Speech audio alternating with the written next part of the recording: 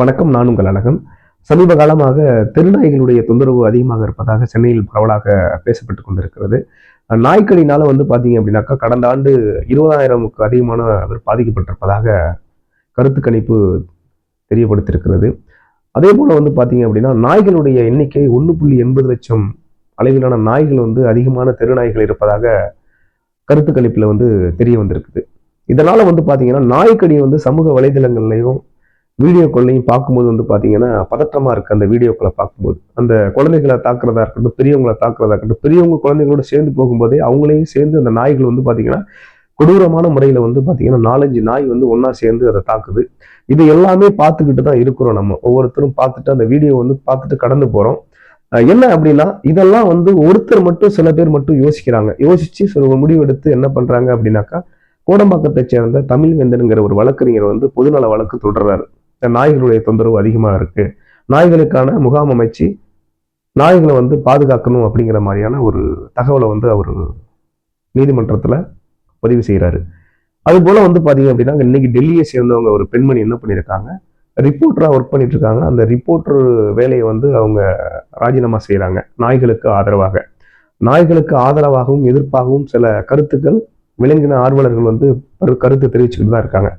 அது ஒரு புறம் இருக்க, இந்த நாய்களுடைய தாக்குறது பாத்தீங்க அப்படின்னா, அந்த வீடியோ சமூக வலைதளங்கள்ல பார்க்கும்போது உண்மையிலேயே நமக்கு மனசெல்லாம் பதபதைக்குது. அந்த வீடியோவை பார்க்கும்போது எந்த மாதிரியான விஷயங்களை நம்ம கையாளுறதுன்னே தெரியல.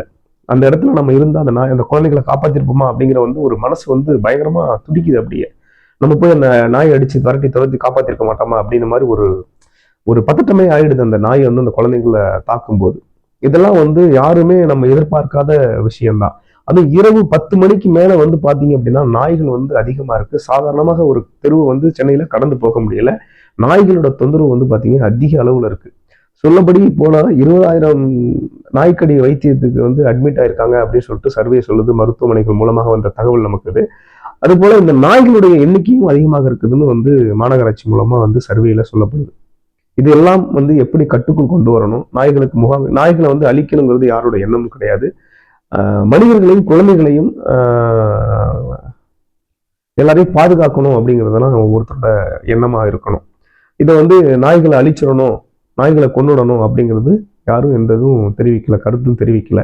இதுக்காக விலங்கினர் ஆர்வலர் எந்த ஒரு பெரிய இதுக்கும் போக வேண்டிய அவசியம் இல்லை. என்ன அப்படின்னாக்கா, இதை இந்த நாய்களை தெருவில் இருக்க இனப்பெருக்கத்தை தடை செய்யணும். இந்த நாய்களுக்கான முகாம் அமைச்சு நாய்களை சரியான ஒரு இடத்துல பராமரிக்கணும் அப்படிங்கிறது எல்லாருடைய கருத்து. ஆனாலும் நீங்க ஏன் அப்படின்னா, இந்த நாய்களுடைய கொடூரமான தாக்குதல் பாத்தீங்க அப்படின்னா ஒரு வாட்டி அது பிடிச்சிட்டு விடுற மாதிரி இல்லை, பிடிச்சு கடிச்சு குதறி எடுக்குது. அந்த வீடியோவை பார்க்கும்போது உங்களுக்கே அது எப்படி அதால ஏத்துக்கவே முடியாது, அந்த அளவுக்கு இருக்கும். அதனாலதான் நான் ரொம்ப நாளாவே நான் யோசிச்சுட்டே இருந்தேன். இந்த நாய் உழவு இருக்குது, இதை பத்தி என்ன யோசிக்கலாம், என்ன பண்ணலாம், எந்த மாதிரியான இது வரும்போது என்ன மாதிரியே பல பேர் யோசிப்பாங்கல்ல, அந்த மாதிரி பல பேர் யோசிச்சு இன்னைக்கு உச்சநீதிமன்றம் வரைக்கும் போயிடுச்சு. கருத்து தெரிவிக்கிற அளவுக்கு 8 வாரங்கள் கெடு கொடுத்து, அந்த கெடு மூலமா அந்த நாய்களை என்ன பண்ணுவாங்களோ பிடிச்சு அதை பாதுகாப்பான இடத்துல கொண்டு போய் சேர்த்தா போதும். மனிதர்களுக்கு எந்த மாதிரியான பிரச்சனைகளும் வராம இருந்தா நல்லது. நன்றி.